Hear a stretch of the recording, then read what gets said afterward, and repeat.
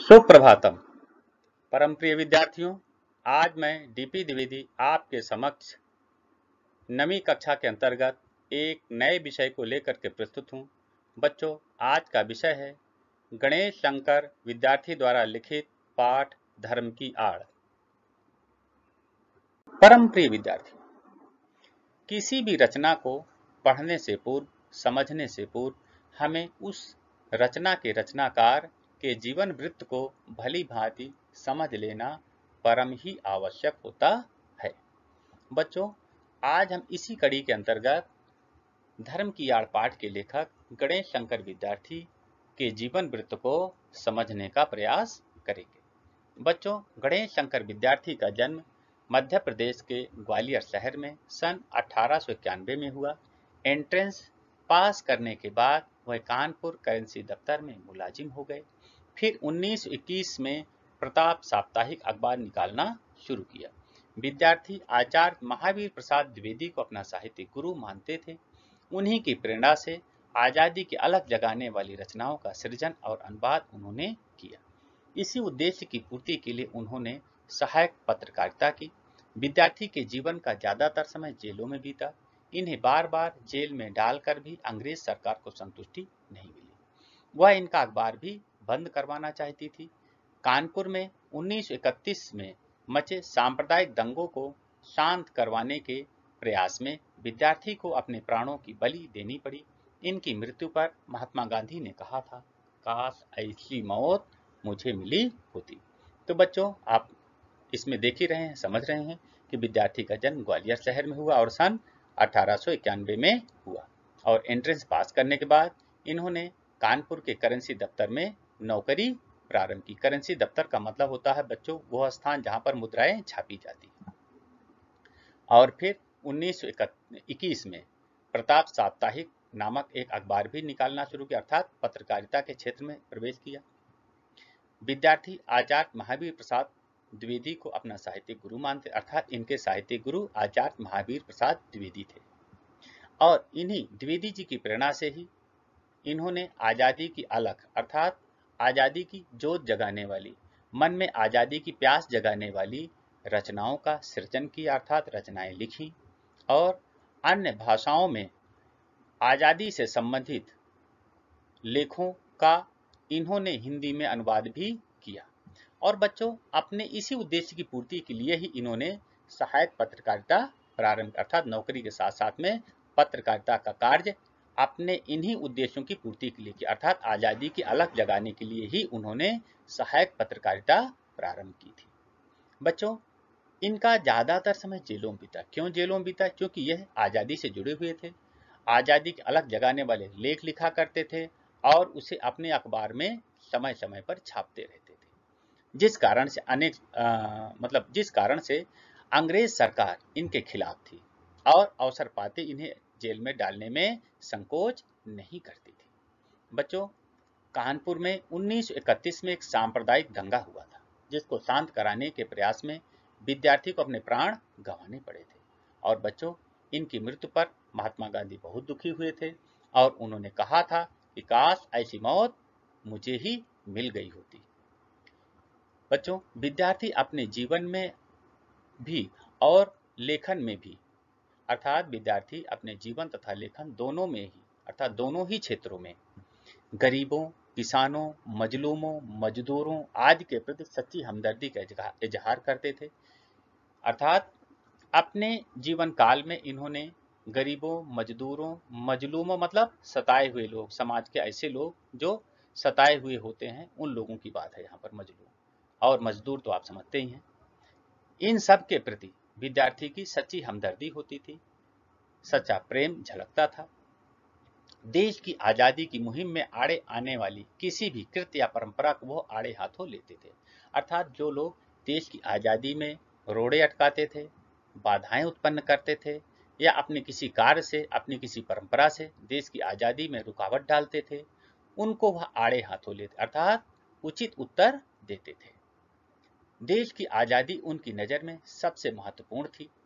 आपसी भाईचारे को नष्ट भ्रष्ट करने वालों की वे जमकर खबर लेते थे।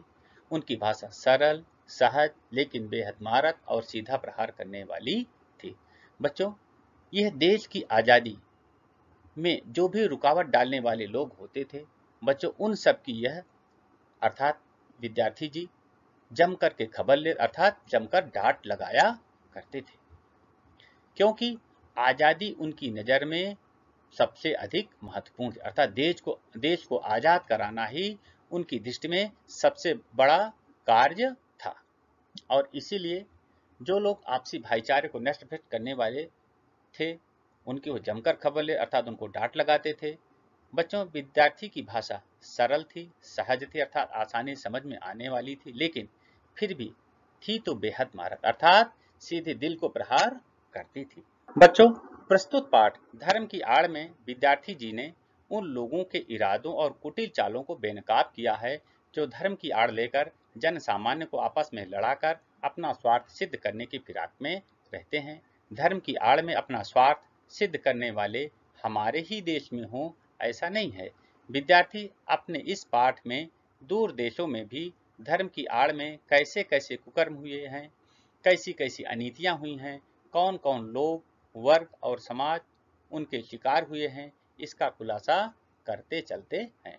तो बच्चों, इस पाठ में आप देखेंगे कि विद्यार्थी जी ने धर्म की आड़ पाठ नाम दे करके उन लोगों के इरादों को और उनकी कुटिल चालों को अर्थात उनके द्वारा किए जाने वाले बुरे प्रयासों को, बुरी इच्छाओं को बेनकाब किया है, अर्थात सबके सामने लाने का प्रयास किया है।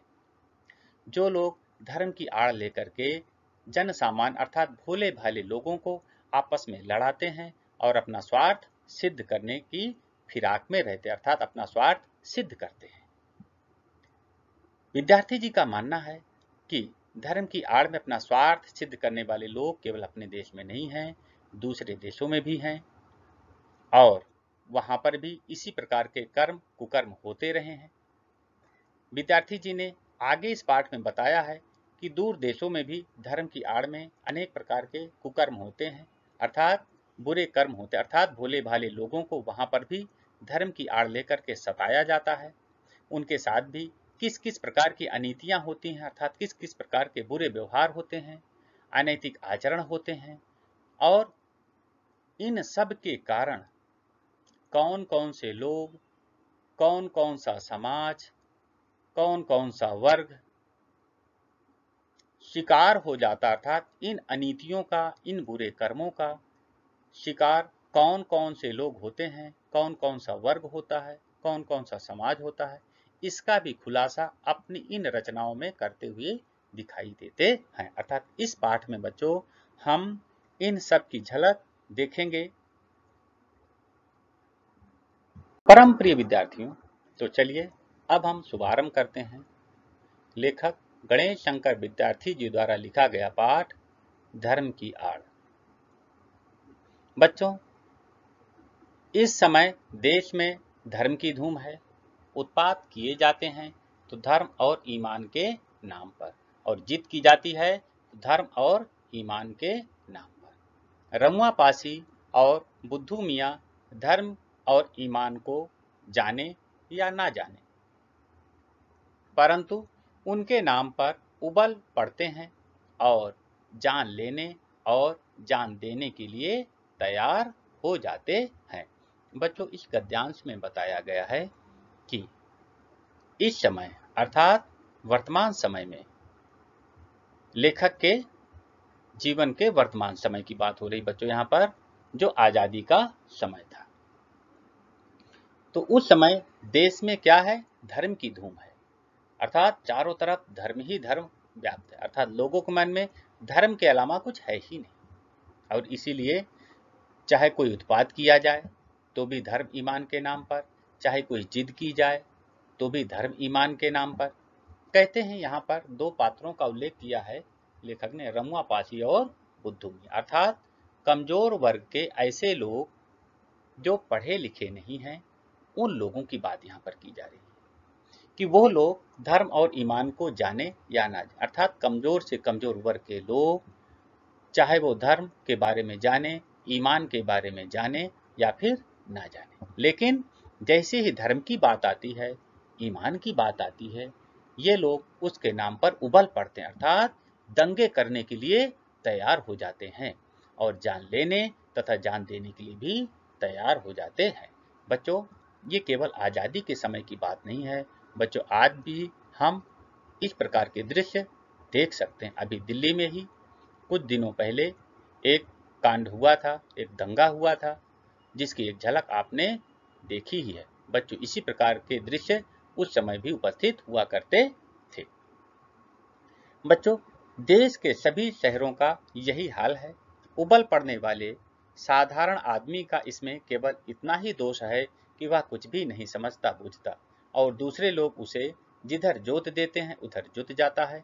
यथार्थ दोष है कुछ चलते पुर्जे पढ़े लिखे लोगों का, जो मूर्ख लोगों की शक्तियों और उत्साह का दुरुपयोग इसलिए कर रहे हैं कि इस प्रकार जाहिलों के बल के आधार पर उनका नेतृत्व और बड़प्पन कायम रहे। इसके लिए धर्म और ईमान की बुराइयों से काम लेना उन्हें सबसे सुगम मालूम पड़ता है। सुगम है भी। बच्चों, इस गद्यांश में यह कहा गया है कि देश के प्रायः सभी बड़े से बड़े शहर का यही हाल है, अर्थात वहां पर भोले भाले लोगों को धर्म के नाम पर भड़काया जाता है और वो लोग धर्म और ईमान के नाम पर जान देने और जान लेने के लिए तैयार हो जाते हैं। बच्चों, विद्यार्थी जी का मानना है कि उबल पड़ने वाले साधारण आदमी का इसमें केवल इतना ही दोष है, अर्थात जो लोग जान लेने और जान देने के लिए तैयार हो जाते हैं, ऐसे भोले भाले साधारण आदमियों का केवल इतना ही दोष होता है कि वह कुछ भी नहीं समझता बूझता, अर्थात उसे कुछ भी जानकारी नहीं होती है और दूसरे लोग जो समझदार लोग होते हैं उस व्यक्ति को जिधर जोत देते हैं, अर्थात जो समझा देते हैं वही समझ पाता है और उसी प्रकार का वो कार्य करने लगता है। बच्चों, यथार्थ दोष है। इसको गणेश शक्कर विद्यार्थी एक सच्चा दोष मानते हैं, अर्थात एक विशेष प्रकार का दोष मानते हैं और उनका मानना है कि कुछ चलते पुर्जे लोग, अर्थात कुछ प्रतिभावान लोग जो चालाक किस्म के लोग हैं, पढ़े लिखे हैं, वो मूर्ख लोगों की शक्तियों और उनके उत्साह का दुरुपयोग इसलिए करते हैं कि इन्हीं लोगों के बलबूते पर उनका नेतृत्व और बड़प्पन कायम रहता है, अर्थात वो नेता बने रहते हैं और वो समाज के बड़े मुखिया के रूप में समाज में छाए रहते हैं और इसी नेतृत्व और बड़प्पन को हमेशा बनाए रखने के लिए वो मूर्खों की शक्तियों का दुरुपयोग करते हैं, भोले भाले लोगों की शक्तियों और उत्साह का दुरुपयोग करते हैं। बच्चों, वो इसलिए ऐसा करते हैं क्योंकि धर्म और ईमान की बुराइयों से काम लेना उन्हें सबसे सरल रास्ता जान पड़ता है। बच्चों, अब बढ़ते हैं अगले गद्यांश की ओर। साधारण से साधारण आदमी तक के दिल में यह बात अच्छी तरह से बैठी हुई है कि धर्म और ईमान की रक्षा के लिए प्राण तक दे देना वाजिब है। बेचारा साधारण आदमी धर्म के तत्वों को क्या जाने, लकीर पीटते रहना ही वो अपना धर्म समझता है। उसकी इस अवस्था से चालाक लोग इस समय बहुत बेजा फायदा उठा रहे हैं। बच्चों, इस गद्यांश में यह बताया गया है कि साधारण से साधारण आदमी को भी धर्म की एक सामान्य जानकारी होती है। उसके दिमाग में धर्म की एक अच्छी सी बात बैठ गई होती है कि धर्म और ईमान की रक्षा के लिए प्राण तक दे देना वाजिब अर्थात उचित होता है। यह बात हर साधारण आदमी के दिमाग में होती है और इसी कारण से बेचारा जो साधारण आदमी होता है धर्म के तत्व को अर्थात धर्म के मूल स्वरूप को जानता भी नहीं है, धर्म की विस्तृत व्याख्या भी वो नहीं जानता समझता है और वो लकीर पीटता रहता, अर्थात जैसा बड़े लोग पढ़े लिखे लोग उसको समझा दिए हैं वैसा ही वो समझता है और उसके आगे पीछे वो ना तो कुछ समझना चाहता है ना ही कुछ सोचना चाहता है। और उस साधारण आदमी की इस अवस्था का अर्थात धर्म और ईमान की रक्षा के लिए प्राण तक दे देना वाजिब है, उनकी इसी सोच का वो चालाक लोग फायदा उठाते हैं और आज भी उसकी इसी अवस्था का बहुत बेजा अर्थात बहुत बुरी तरह से फायदा उठाने में आज भी लोग लगे हुए हैं। आज भी इस प्रकार के कृत्य बंद नहीं हुए हैं। बच्चों, अब बढ़ते हैं अगले गद्यांश की ओर। पाश्चात्य देशों में धनी लोगों की गरीब मजदूरों की झोपड़ी का मजाक उड़ाती हुई अट्टालिकाएं आकाश से बातें करती हैं। गरीबों की कमाई से ही वे मोटे पड़ते हैं और उसी के बल से वह सदा इस बात का प्रयत्न करते हैं कि गरीब सदा चूसे जाते रहें। यह भयंकर अवस्था है। इसी के कारण साम्यवाद, बोल्शेविज्म आदि का जन्म हुआ। बच्चों, इस गद्यांश में यह बताया गया है कि इस प्रकार के कृत्य केवल अपने ही देशों में नहीं हो रहे, पाश्चात्य देशों में अर्थात पश्चिमी देशों में, पश्चिमी देशों का अभिप्राय तो आप समझ ही गए होंगे बच्चों, अर्थात अपने देश से पश्चिम दिशा में स्थित और भी अनेक देश हैं, उनकी चर्चा यहाँ पर लेखक कर रहे हैं कि उन पश्चिमी देशों में, पाश्चात्य देशों में धनी लोग क्या करते हैं, गरीब मजदूरों की झोपड़ी का मजाक उड़ाते हैं। वहां पर लेखक का मानना है कि वहां पर बड़ी बड़ी ऊंची ऊंची अट्टालिकाएं होती हैं, अर्थात बहुमंजिली इमारतें होती हैं, और उसके नीचे भोले भाले गरीब लोगों की झोपड़ियां भी होती हैं। वो झोपड़ियां इस प्रकार से उन अट्टालिकाओं के नीचे स्थित होती हैं, ऐसे लगता है कि वो अट्टालिकाएं अर्थात वो बहुमंजिली इमारतें उन गरीब लोगों का मजाक उड़ा रही हों, उनका परिहास कर रही हों, उनकी हंसी उड़ा रही हों। बच्चों, आपको तो मालूम है कि कोई भी अमीर अमीर तब बनता है जब गरीब अपनी मेहनत की कमाई उन अमीरों के झोली में डाल देते हैं। अर्थात जब कोई गरीब किसी अमीर की फैक्ट्री में काम करता है तो वो फैक्ट्री वाला अमीर बनता है। आपको पता ही है, ठीक है, कि गरीबों की कमाई से ही वो लोग अमीर बनते हैं, मोटे बनते हैं, अर्थात मालामाल हो जाते हैं। और फिर उन्हीं गरीबों के बल से ही वो इस बात का प्रयत्न, अर्थात उन्हीं गरीबों को आपस में लड़ा करके इस बात का वो प्रयास भी करते हैं कि ये गरीब हमेशा इसी प्रकार से लड़ते भिड़ते रहें, इसी प्रकार से ये चूसे जाते, अर्थात इनका शोषण हम करते रहें। अर्थात अमीर लोग हमेशा विदेशों में भी इसी बात का प्रयास करते हैं कि गरीब लोग आपस में लड़ते भिड़ते रहें, उनका शोषण होता रहे और इसी प्रकार से चूसे जाते रहें और वो कभी भी अमीर ना बन पाए। बच्चों, यह एक भयंकर अवस्था है, अर्थात हमारे देश में ही नहीं संपूर्ण विश्व में एक ये भयंकर अवस्था है कि अमीर लोग, पढ़े लिखे लोग भोली भाली जनता को गुमराह करते हैं, उनको छोटी छोटी लालच दे करके उनसे अपना मनमाना काम कराते हैं। और बच्चों, यही कारण है कि कुछ दिनों पहले साम्यवाद और बोल्शेविज्म वाद आदि का जन्म भी हुआ था, अर्थात एक महान क्रांति हुई थी। बच्चों, साम्यवाद और बोल्शेविज्म वाद से संबंधित क्रांति को आप इतिहास में पढ़ चुके हैं, इसलिए यहाँ पर उसका विस्तृत वर्णन करना उचित नहीं होगा। तो बच्चों, हम इस गद्यांश के अंतर्गत आपको ये बताने का प्रयास कर रहे हैं कि गरीब लोगों का शोषण केवल अपने ही देश में नहीं होता है, भोले भाले लोगों को केवल अपने ही देश में मूर्ख नहीं बनाया जाता है, उन्हें आपस में धर्म ईमान के नाम पर केवल अपने ही देश में नहीं लड़ाया जाता है, बल्कि उन्हें विदेशों में भी आपस में लड़ाया जाता है, मूर्ख बनाया जाता है। उनका शोषण विदेशों में भी हमेशा होता रहा है। बच्चों, ये तो रहा इस गद्यांश से संबंधित भाव। अब बच्चों, हम अगले गद्य की ओर बढ़ते हैं। विद्यार्थियों, अब बढ़ते हैं हम अगले गद्यांश की ओर। हमारे देश में इस समय धनपतियों का इतना जोर नहीं है। यहाँ धर्म के नाम पर कुछ इने गिने आदमी अपने हीन स्वार्थों की सिद्धि के लिए करोड़ों आदमियों की शक्ति का दुरुपयोग किया करते हैं। गरीबों का धनाढ्यों द्वारा चूसा जाना इतना बुरा नहीं है, जितना बुरा यह है कि वहाँ है धन की मार, यहाँ है बुद्धि परमार। वहाँ धन दिखाकर करोड़ों को वश में किया जाता है और फिर मनमाना धन पैदा करने के लिए जोत दिया जाता है।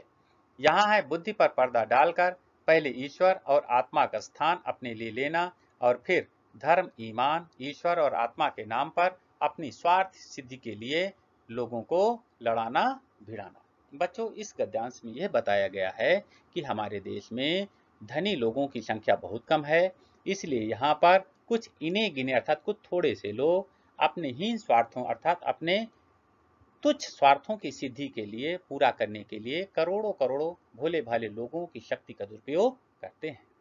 लेखक का मानना है कि विदेशों में धनी लोगों के द्वारा गरीबों का शोषण करना इतना बुरा नहीं है, जितना कि यहाँ पर धार्मिक लोगों के द्वारा भोले भाले लोगों का शोषण करना।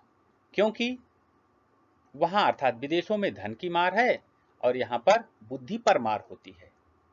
वहां अर्थात विदेशों में धन दिखा करके करोड़ों लोगों को बस में किया जाता है और फिर धन की लालच में ही उनसे मनमाना काम करवाया जाता है। और जबकि यहाँ पर अर्थात अपने भारत देश में सबसे पहले भोले भाले लोगों की बुद्धि पर पर्दा डाल दिया जाता है, अर्थात उनकी बुद्धि को भ्रमित कर दिया जाता है और ईश्वर तथा आत्मा के नाम पर उनसे मनमाने काम कराए जाते हैं। बच्चों, यहाँ पर धार्मिक लोग सबसे पहले स्वयं को ईश्वर के रूप में सिद्ध करते हैं और जब भोले भाले लोग उनको ईश्वर के रूप में मान्यता दे देते हैं अर्थात उन्हें ईश्वर मानने लगते हैं, तब वही धार्मिक लोग भोले भाले लोगों की शक्तियों का दुरुपयोग केवल और केवल अपने स्वार्थी की सिद्धि के लिए करते हैं, अपने स्वार्थ के लिए, अपने आसन को ऊंचा उठाने के लिए अर्थात अपनी पद प्रतिष्ठा में वृद्धि के लिए उन भोले भाले लोगों को हमेशा लड़ाते बिड़ाते रहते हैं। बच्चों, ये तो रहा इस गद्यांश से संबंधित अर्थ। अब बच्चों बढ़ते हैं हम अगले गद्यांश की ओर।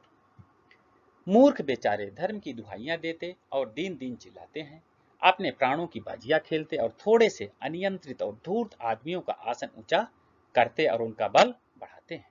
धर्म और ईमान के नाम पर किए जाने वाले इस भीषण व्यापार को रोकने के लिए साहस और दृढ़ता के साथ उद्योग होना चाहिए। जब तक ऐसा नहीं होगा तब तक भारतवर्ष में नित्य प्रति बढ़ते जाने वाले झगड़े कम ना होंगे। बच्चों, इस गद्यांश में गणेश शंकर विद्यार्थी की पीड़ा साफ साफ नजर आती है।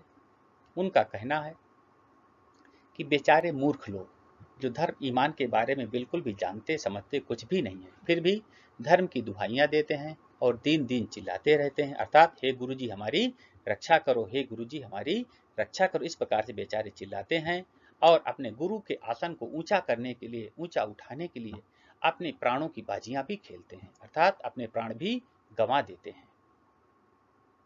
बच्चों, यह सारा कार्य थोड़े से अनियंत्रित और धूर्त आदमियों का आसन ऊंचा करने के लिए ही होता है अर्थात ये बेचारे भोले भाले लोग उन थोड़े से धूर्त और अनियंत्रित लोगों का आसन ऊंचा कराने के लिए, उनका बल बढ़ाने के लिए ही अपने प्राणों की बाजियां खेल जाते हैं।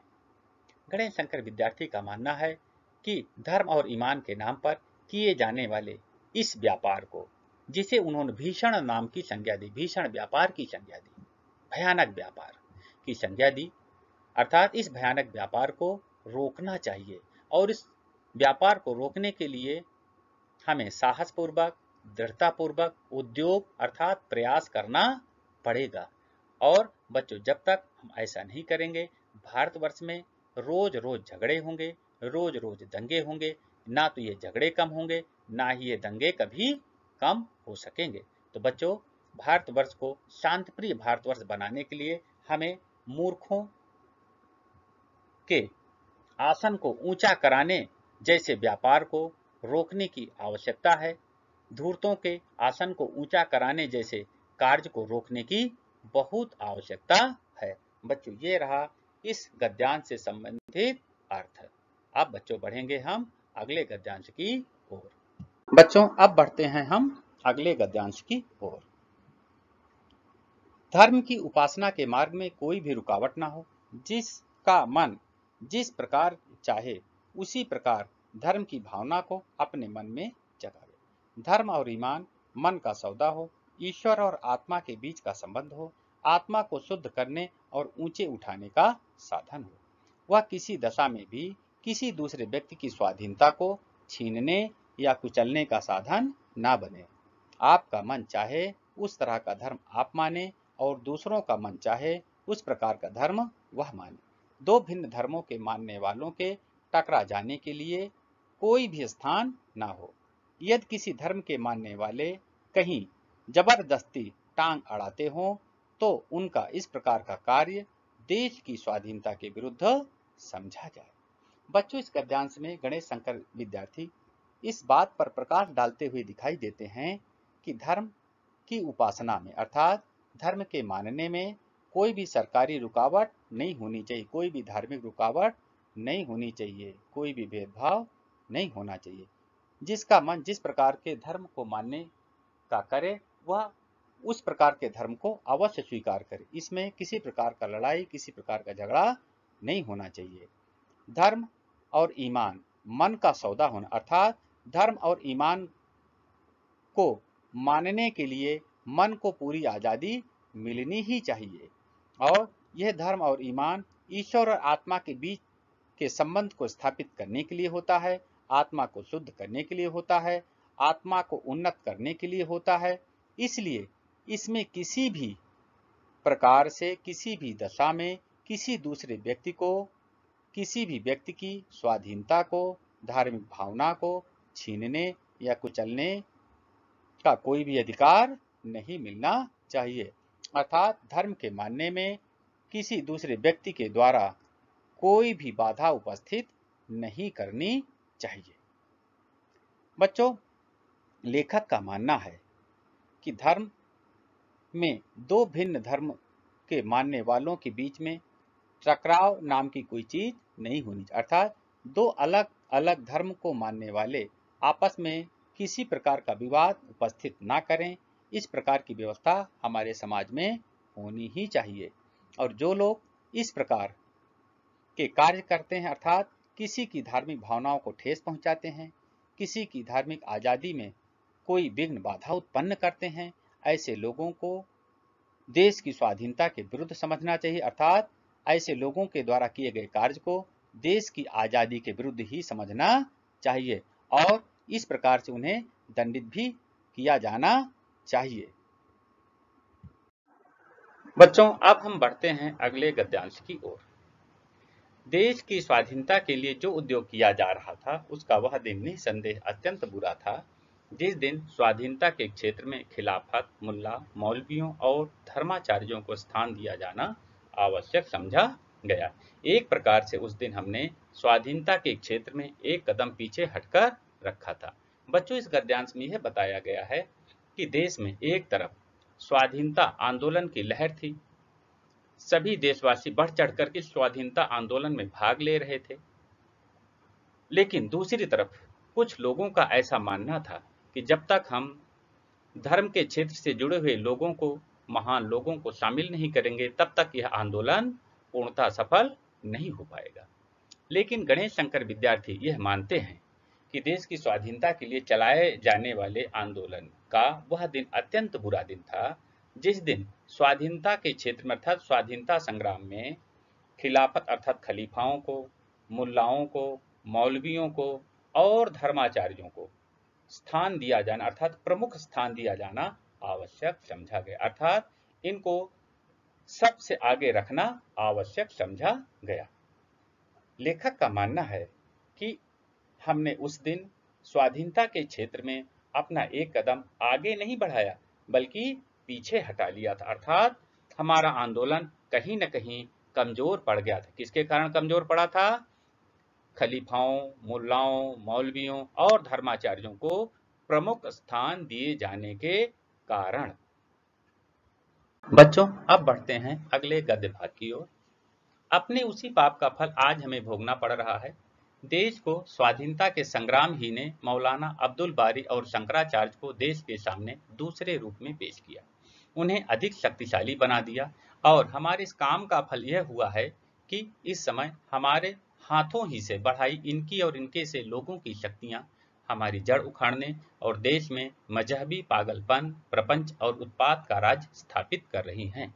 बच्चों, इस गद्य भाग में लेखक गणेश शंकर विद्यार्थी यह बता रहे हैं कि हमने तमाम धर्माचार्यों को देश के स्वाधीनता संग्राम में आगे बढ़ाया, उनके नेतृत्व में आंदोलन की लड़ाई प्रारंभ की। निश्चित रूप से यह हमारी बहुत बड़ी गलती थी, बहुत बड़ा पाप था। लेखक का मानना है कि देश के स्वाधीनता संग्राम ने ही मौलाना अब्दुल बारी और शंकराचार्य जैसे लोगों को देश के सामने दूसरे रूप में पेश किया। अर्थात इन लोगों को हमने ही एक महापुरुष के रूप में पेश किया और इनको महान और शक्तिशाली बनाया और हमारे द्वारा इनको महान और शक्तिशाली बनाने के कारण ही इन लोगों ने हमको ही सताना शुरू किया।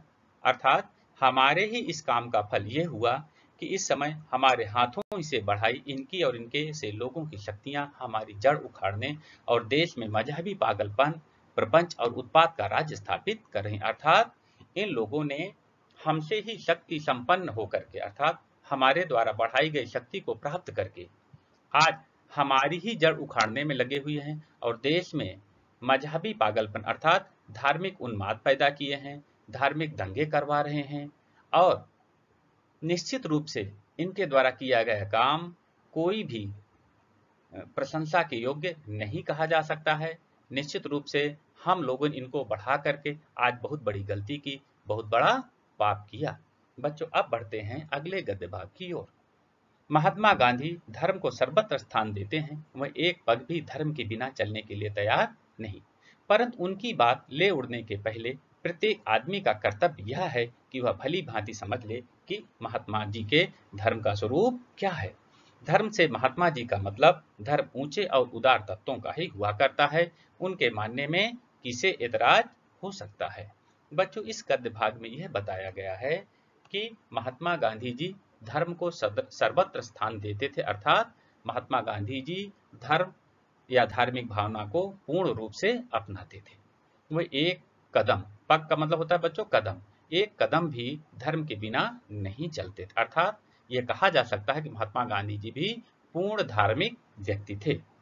लेकिन उनकी बात ले उड़ने के पहले अर्थात उन पर किसी प्रकार की टीका टिप्पणी करने के पहले प्रत्येक आदमी का यह कर्तव्य अर्थात प्रत्येक आदमी को यह जान लेना चाहिए, समझ लेना चाहिए कि वो महात्मा गांधी जी के धर्म के स्वरूप को समझे। अर्थात प्रत्येक आदमी महात्मा गांधी जी के धर्म के स्वरूप को समझे बिना उन पर टीका टिप्पणी करे, यह उचित नहीं है। अब बच्चों, प्रश्न उठता है कि महात्मा गांधी जी के धर्म का स्वरूप क्या था। तो बच्चों, यहाँ पर लेखक स्वयं बताते हैं कि महात्मा गांधी जी का मतलब धर्म ऊंचे और उदार तत्वों का ही हुआ करता है। अर्थात महात्मा गांधी जी के धर्म का स्वरूप था उच्च आदर्श और उदार तत्व अर्थात उदारता की भावना।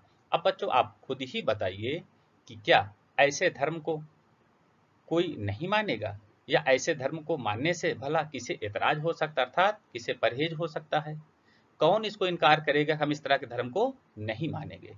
बच्चों, मुझे तो लगता है कि उच्च आदर्श की भावना तो प्रत्येक मनुष्य में होनी चाहिए। निश्चित रूप से उदारता की भावना भी प्रत्येक मनुष्य में होनी चाहिए, क्योंकि दया, ममता, करुणा, उदारता यही तो व्यक्ति को महान बनाती हैं और इनको मानने में किसी को एतराज नहीं होता है, नहीं हो सकता है। बच्चों, अब बढ़ते हैं अगले गद्य भाग की ओर। आजा देने, शंख बजाने, नाक दबाने और नमाज पढ़ने का नाम धर्म नहीं है। शुद्ध आचरण और सदाचार ही धर्म के स्पष्ट चिन्ह है। 2 घंटे तक बैठकर पूजा कीजिए, पंचवक्ता नमाज भी अदा कीजिए, परंतु ईश्वर को इस प्रकार रिश्वत के दे चुकने के पश्चात यदि आप अपने को दिन भर बेईमानी करने और दूसरों को तकलीफ पहुंचाने के लिए आजाद समझते हैं, तो इस धर्म को अब आगे आने वाला समय कदापि नहीं टिकने देगा। अब तो आपका पूजा पाठ ना देखा जाएगा, आपकी भलमनसाहत की कसौटी केवल आपका आचरण होगी। सबके कल्याण की दृष्टि से आपको अपने आचरण को सुधारना पड़ेगा, और यदि आप अपने आचरण को नहीं सुधारेंगे तो नमाज और रोजे, पूजा और गायत्री आपको देश के अन्य लोगों की आज़ादी को रौंदने और देश भर में उत्पातों का कीचड़ उछालने के लिए आज़ाद ना छोड़ सकेंगी। बच्चों, इस गद्य भाग में यह बताया गया है कि कुछ लोग अजान अर्थात पंचवक्ता नमाज पढ़ते हैं, कुछ लोग शंख बजाते हैं अर्थात पूजा करते हैं, कुछ लोग नाक दबा करके प्राणायाम जैसी योग क्रिया करते हैं, कुछ लोग नमाज पढ़ते हैं इत्यादि कार्य। कहते हैं कि अजा देना, शंख बजाना, नाक दबाना, नमाज पढ़ना, ये सब धर्म नहीं है। लेखक इसको धर्म नहीं मानते हैं। उनके हिसाब से धर्म क्या है, धर्म का स्पष्ट चिन्ह क्या है, शुद्ध आचरण और सदाचार। अर्थात शुद्ध आचरण करना अर्थात शास्त्र मर्यादित आचरण करना, शास्त्र द्वारा निर्देशित आचार विचार का पालन करना, ठीक है, यही धर्म का स्पष्ट चिन्ह है। लेखक का मानना है कि 2 घंटे बैठ करके पूजा कीजिए या फिर 5 बार की नमाज ही अदा कीजिए। लेकिन लेखक कहता है कि इस प्रकार से करके अर्थात 2-2 घंटे पूजा करके 5 दफे की नमाज अदा करके यदि आप यह समझते हैं कि दिन भर आप बेईमानी करेंगे, दिन भर आप लोगों को धोखा देंगे, दिन भर आप लोगों को तकलीफ पहुंचाएंगे और इसके लिए भगवान ने आपको आजाद छोड़ दिया है, तो यदि आपकी यह सोच है तो निश्चित रूप से आप ईश्वर को 5 दफा की नमाज या फिर 2 घंटे की पूजा रिश्वत के रूप में दे रहे हैं। निश्चित रूप से ये आप कोई अच्छा काम नहीं कर रहे हैं। लेखक का मानना है कि आप इस प्रकार के धर्म को आगे आने वाले समय में कदापि कहीं पर भी स्थान नहीं मिलेगा। अर्थात अब आपका ना तो कोई पूजा पाठ देखेगा, ना ही आपकी 5 दफा की नमाज ही कोई देखेगा। आपके भल मनसाहत अर्थात आपके भले मानुष अर्थात आपके महापुरुष होने की कसौटी क्या होगी?